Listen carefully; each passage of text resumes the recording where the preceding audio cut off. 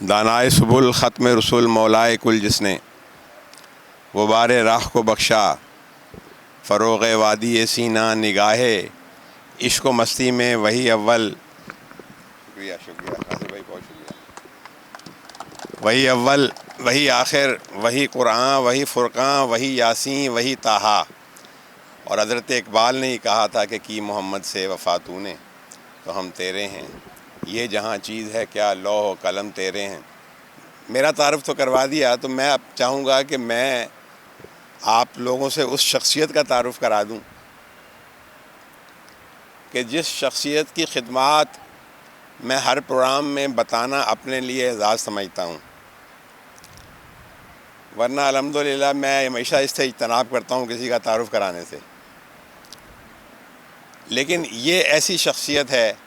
اور اس کی ملک و قوم کے لیے ایسی خدمات ہیں کہ میں ہر مرتبہ اس شخص کا تعارف کرانا اپنے لیے باعث اعزاز سمجھتا ہوں، اور ہم اسی کے ساتھ مسافر ہیں اس کشتی کے جو وطن عزیز میں ٹیلنٹ کو پروموٹ کرنے کے لیے رواں دواں ہے۔ اورنگزیب سلطان ورلڈ ریکارڈ ہولڈر، جنہوں نے آج سے کئی سال پہلے پاکستان کا نام دنیا بھر میں روشن کیا اور پیدل چلنے کا عالمی ریکارڈ قائم کر کے gains book of world record میں اپنے نام اور اپنے وطن کے نام کی جگہ بنائی۔ آپ سب صاحب علم لوگ بیٹھے ہیں، آپ بخوبی جانتے ہیں کہ gains book of world record میں گنتی کے نام ہیں پاکستان کے جن کا تذکرہ ہے، جس میں محترمہ شہید بے نظیر بھٹو صاحبہ بھی ہیں، تو ایک بہت بڑی بات ہے۔ اور اس سے بھی بڑی بات یہ ہے کہ یہ شخص سب مراعات چھوڑ کر، سب پیشکشوں کو چھوڑ کر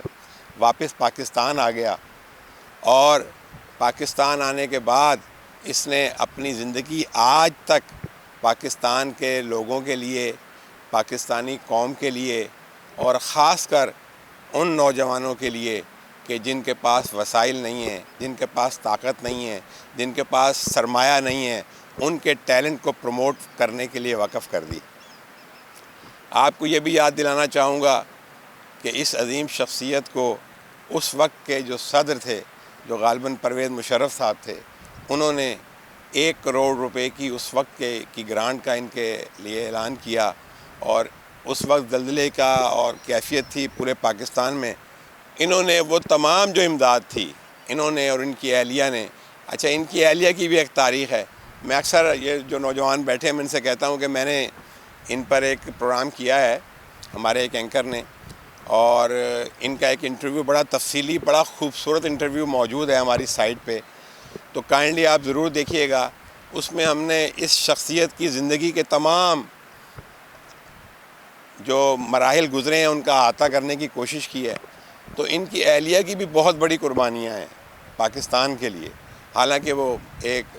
غیر ملکی شخصیت تھیں، لیکن انہوں نے اسلام قبول کیا، ان سے شادی کی، اور پھر انہی کے کہنے پہ وہ جو 1 کروڑ روپے کی امداد تھی وہ انہوں نے موٹیویٹ کیا ان کو، انہوں نے تمام دلدگان پر لگا دی، اور آج یہ شخص جو ہے ابھی تک کرائے کے مکان میں رہائش پذیر ہے۔ اور ایک اعزاز انہیں یہ بھی حاصل ہے، اللہ تعالیٰ نے، کیا مصلیحت ہے، اللہ تعالیٰ نے انہیں اعزازات سے ہی نوازنا تھا کہ ان کا جو صاحبزادہ ہے وہ بھی APS کے شعبہ میں شامل ہے، اور بس بڑی سہیل بھائی تاریخ ہے، میں اس شخص کی کیا بتاؤں، اسی لیے ہم اس کے پیچھے ہیں الحمدللہ، تو اور ہم اس کے ساتھ ہیں، اور ہم کوشش کر رہے ہیں حتی المقدور کہ ہم اس کے کاموں میں اس کا ہاتھ بٹائیں۔ ہمارے لیے اعزاز کی بات ہے، ہمارے جو دوست ناصر بھائی سامنے کھڑے ہیں، اور ناصر بھائی دو ناصر مجھے نظر آ گئے، اور یہ دیگر لوگ میرے بیٹھے ہیں جن کا نام شاید میں نہ لے سکوں، معذرت، کہ یہ ہمیشہ ان کے ساتھ ہوتے ہیں، اور ہمیں ایسے لوگوں کا ساتھ دینا چاہیے، ہمیں ایسے لوگوں کا دست بازو بننا چاہیے۔ خاص کر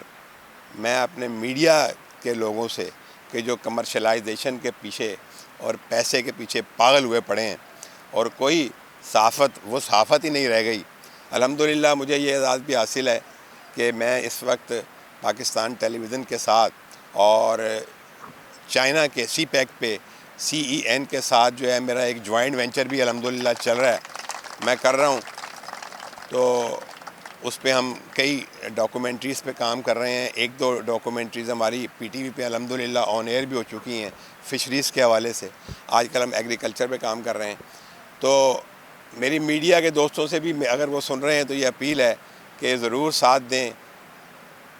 آپ، اور دنیا کے لیے نہیں تو کم از کم اپنی عاقبت کے لیے ایسے لوگوں کا ساتھ دیں. تو میں آج چاہوں گا کہ تمام لوگ جو ہے اس شخصیت کو بھرپور خراج عقیدت تالیوں کے صورت میں پیش کریں.